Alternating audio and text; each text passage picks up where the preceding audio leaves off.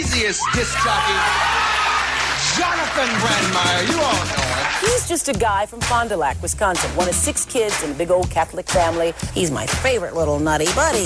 So popular, he even made it to my show. I saw him on Oprah, and I loved him, and I said, gotta bring him here. I've come all the way here. I hate to interrupt this show. I don't know what it is, but I've come all the way here to try to get Oprah to be on my show on NBC. Wait a minute, Johnny.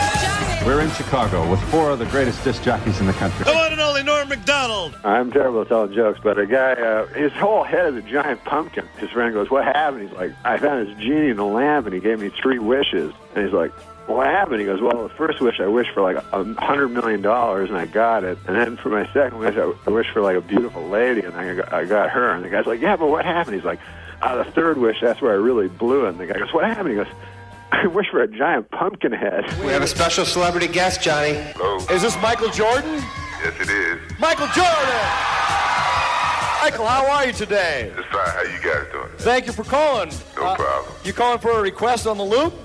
Me? Thanks for staying up later. I'm Jonathan Brandmeier filling in for Bob Costas. Johnny B, that's what makes you who you are. So these words, you know the 7. I can't say them now, can I? Or you have a delay? Yeah, sure. I'm going to use the delay. Here we go. I'm going to let George Carlin, just for my own sake, so I can say that George Carlin did the 7 dirty words in front of my face. All right. Thanks a lot, Brandmeier. Jonathan, yes, sir. I'm enjoying this so much. Yeah. Is it possible that we could have a tape of this show? I'd love to save it. I think the world is going to hell, and these 4 men are leading it. He is the king of Chicago. King of Chicago. You're laughing. These guys make big bucks. Good to be king, whatever it pays. The Parkins and Spiegel Show, afternoons on The Score. It is our honor to welcome back to the Parkins and Spiegel Show the Radio Hall of Famer, the legend, Johnny B, kind enough to join us on Twitch, as well as the Circa Resort and Casino Hotline, Circa Resort and Casino in Las Vegas. Where are you? Home Where of the are world's you, Danny? largest I don't sportsbook. see you.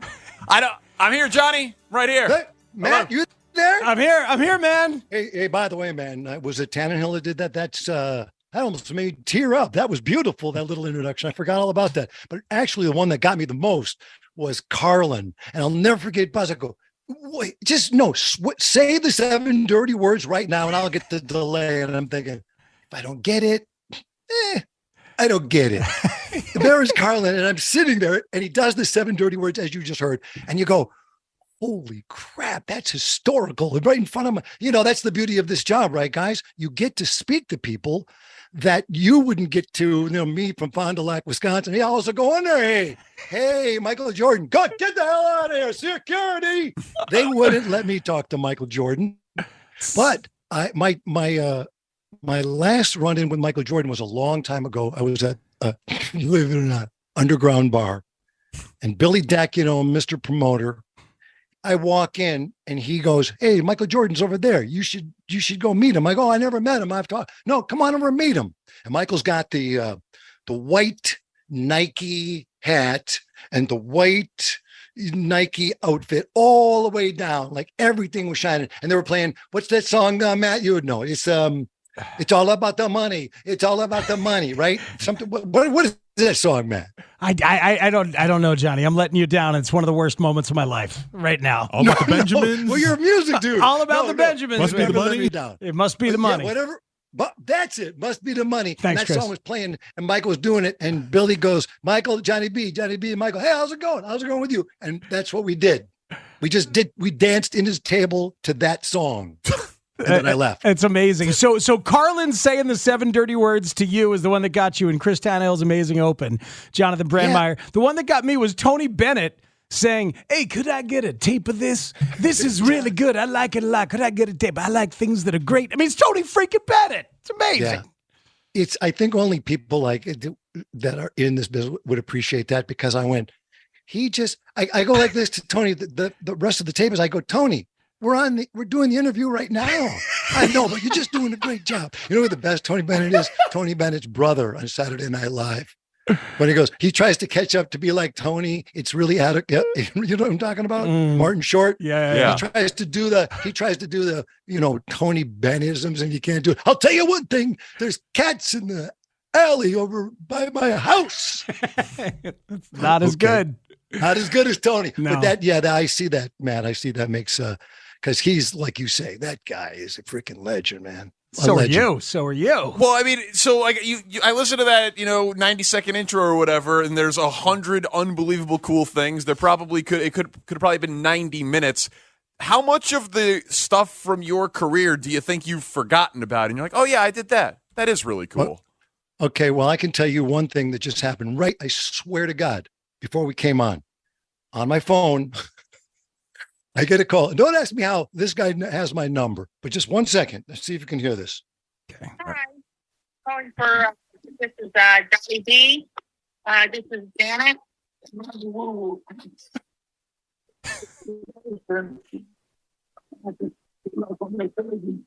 That's Ronnie Woo Woo. Ronnie Woo Woo. I thought I heard Ronnie Woo Woo in there. Why is Ronnie Woo Woo reaching out directly? He's calling me to tell me to use lemon and gargle with lemon and hot water. What a tie-in! I can't turn them off. Wow. So Ronnie's giving what a turn on. He's giving you he's giving Jonathan Brandmeier advice for your voice. Is that what it is? Because that's why we're calling you. That's why we have this excuse to call you right now is about the voice. You guys are honestly, I'm riveted to the score. It's the last. I've told this to everyone who ever asked. It's the last bastion of great radio because you can just have conversation, you can speak, and you can let people talk and get an opinion. And it's local radio. That's it. It's local, but like for example, when the Northwestern story breaks out, you go, where am I going? I'm going to the score. Holy crap! What I'm going to the score because I got to get it. What are your opinions? What do Mully and Haw think? What did Bernstein think? What did Lawrence Holmes think? What do you guys think? And what do the listeners think? To me, it's always been the most important. What do the listeners think? What are we taking away from this? Because in this world, people they're mean. they just react in a mean fashion.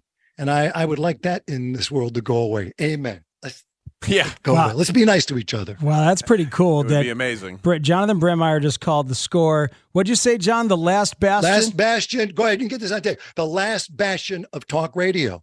It is. Man. Because everyone there, and you had like the regulars like Les Grobstein. And this last time I was on, my voice was going then. And so if you tie in right now, if you like tie-ins, you've got Ronnie Woo just calling me.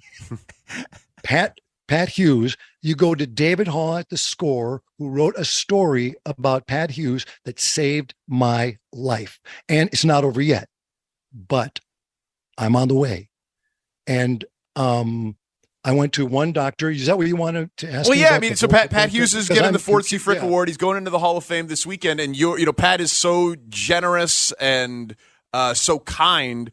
But your connection to Pat, maybe some people know, but I think the majority of our audience would love to hear the story firsthand.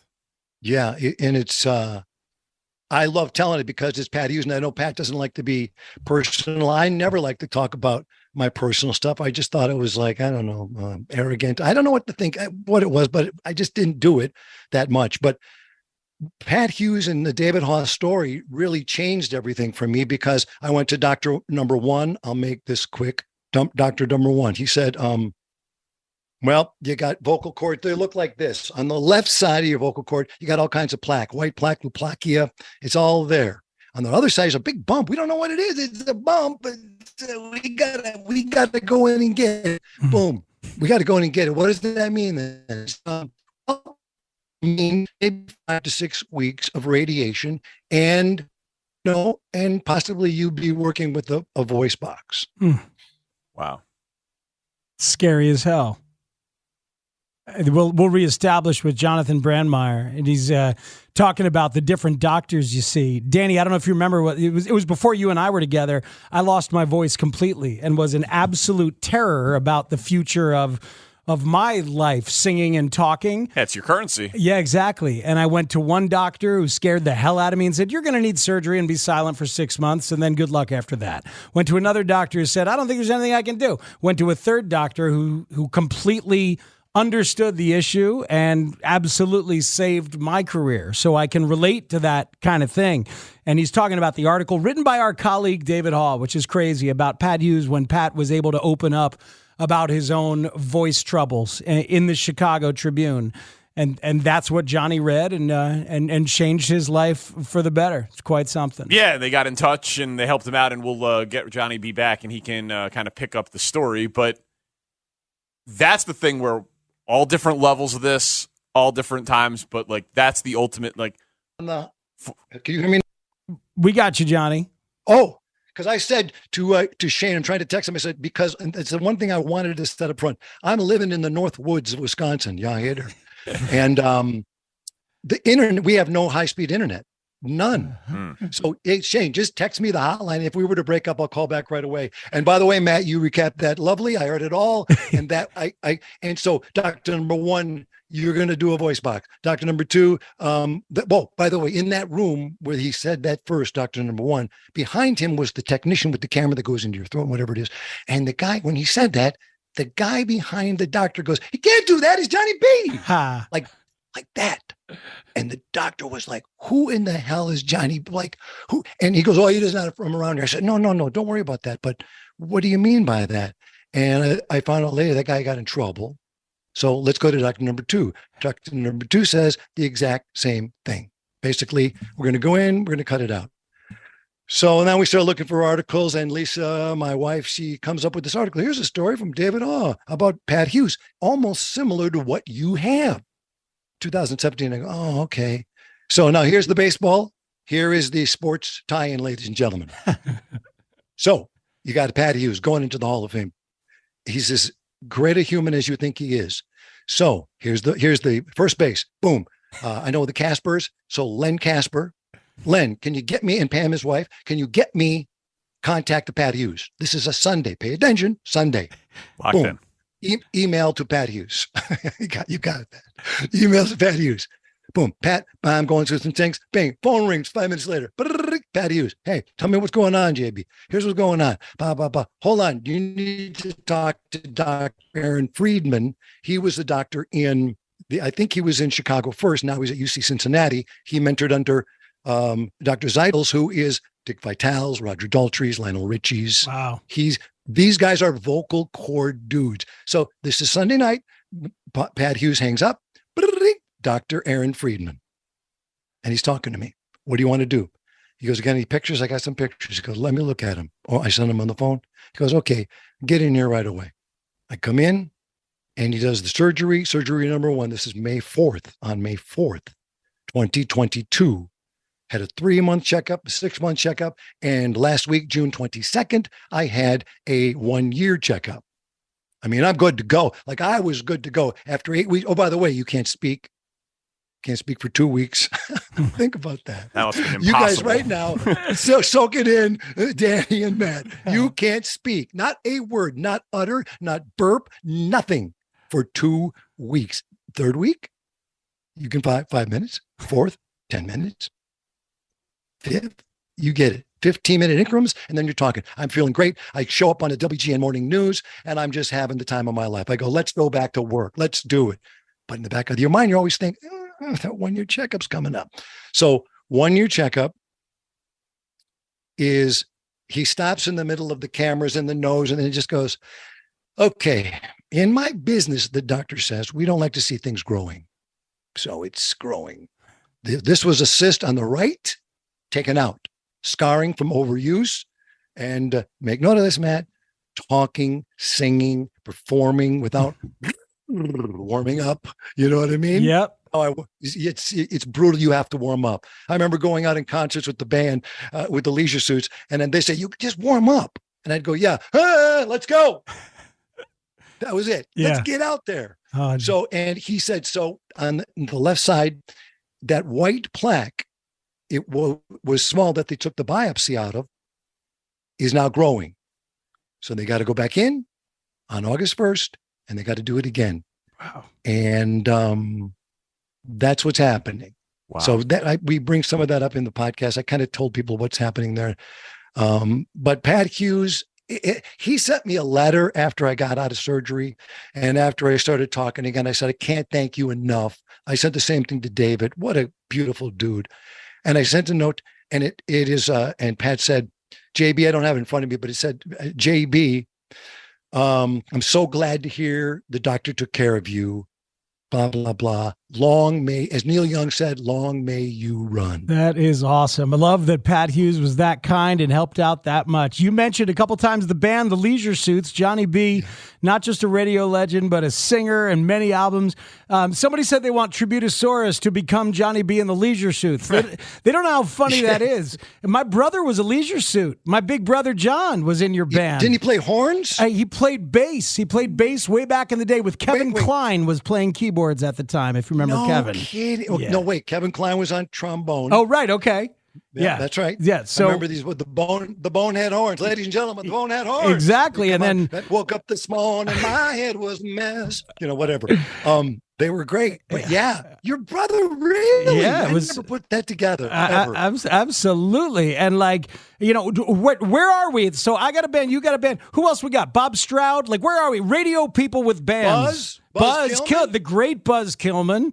One and only. The one and only. No one like him. Yeah, absolutely. So we're at 4. We got any more? There's got to be more, Johnny.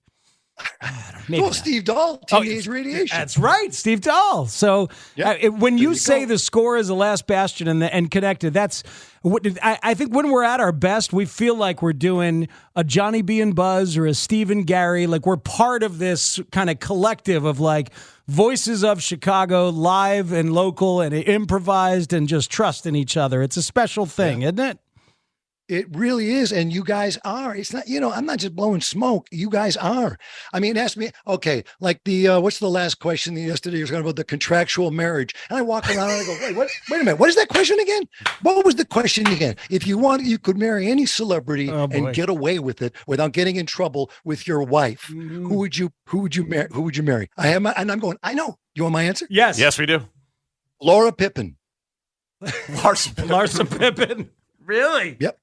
Yeah. Is it Larsa? It's Larsa. Yeah, Larsa Pippen. Yeah. She's Lebanese. I'm Lebanese. She's hot. But the fact that Michael Jordan's kid is dating her and Pippen and Jordan, not exactly the best of friends these days. That's the funniest thing I've ever heard in my life. Michael Jordan's kid is dating Larsa Pippen. No Tippin Pippen. That's crazy. Yeah, that's the kind of stuff I love. And by the way, if you think if sports isn't all serious, it's serious when you need to be. You're funny when you need to be. You're entertaining. You're informative. You're doing it. Keep doing it. Keep doing it. He's the king right there. That's amazing. You're the kings. No.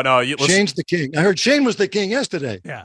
I did. He's the king of Chicago. The guy can get any restaurant reservation. He's about town. And honestly, Johnny B, on this show, he's the only one of us who's cool and fun because he's got no wife, no kids. He's young. He's hip. So we all live vicariously through him. Keep it going, Shane. Don't give up yet, brother. Keep it going. Johnny B, good luck with this next chapter in the vocal cord journey, and thank you so much for calling in and talking Pat Hughes and going down memory lane. Thank you, sir. It's an honor. God bless Pat Hughes. Congratulations to Pat Hughes, the one, the only. He deserves every stinking thing he gets. Thank you, guys. You're the best. Keep up the great work. Thank you, Johnny. Mitch Rosen sends his best as well. All of us do as well. Thank you, Johnny. Wow. That's Johnny B. That's intense. I got to say, man, when I was in town in the 90s and Brother, we would go on. We went on with Kevin Matthews every once in a while, went on with Johnny B, and then Buzz ended up being a friend. It's to have him connect what we're doing now to all of that is very, very cool. It's an honor. It's an absolute honor. That montage that Taney put together, right? It's outrageous. Because, obviously just I always say, I was born too late for my love of radio. The true golden years of it. When I started really listening to radio, the afternoon shows in this town for sports were as good as it got. It was B&B and Mac, Yurko, and Harry. That was an unbelievable time for that. And then in the mornings, I was listening to Stern, and it was great, and I loved it, and it was the Artie Lang era, and I felt very blessed. But the local, the Steve and Gary and Johnny B and the Loop and the heyday, that's a little before my time. So to hear in 90 seconds that Norm Macdonald's a regular and Michael Jordan's calling in and he's doing a prank with Oprah, and then there's Carlin, and then there's Tony Bennett. Jesus, that is A-lister after A-lister and heavy hitter. Just the impact that it had because it hadn't all been splintered. Yeah. And you know what I mean? It's just that it's a completely different time. For anyone who doesn't know, Jonathan Brandmeier, when he was doing the radio show with him and a bunch of voices and some, impressions and songs and all this stuff, he was also the Chris Tannehill of his own show. He was running his own board and cutting his own stuff. And if he's still doing that now, he's doing a great job, or whoever is doing it for him and his YouTube presence is really good. Is it really? That's how I got all this stuff. You can go back and watch all this and listen to all these clips. And that's the thing. Like it's the longer you're in this business and you realize the power of like someone having the presence to archive things as they're happening, especially in that era. Yes. Like not everything you can find these days. Like there's a great Phil Donahue where I pulled one of those clips from. It's Johnny B, it's Larry Lujak, it's Dick Biondi, and Howard Stern. They're all on the Phil Donahue panel. Like, are shock jocks ruining the country? Oh, totally. So it's like curly fro Howard Stern. There was an era where people were saying that Howard Stern was stealing Steve Dahl's bit. That Howard Stern was impersonating what Steve Dahl had created. Yeah, I grew up listening to Dahl, to Stephen Gary, and then you find out later how much of an impact Dahl had on Bob Odenkirk, who I consider that's like my comedy North Star. Yeah. So like everything goes back to Dahl and these guys and Johnny B. I think of the courage that he must have had in the height of the John Wayne Gacy trial to write and produce the Pink Floyd parody, Another Kid in the Crawl. Legendary. Right, to the stones it took, and the corporate overlords who must have gritted their teeth and allowed that to happen. Getting 15 shares and making everybody millions of dollars. That's why they gritted their teeth. Yeah.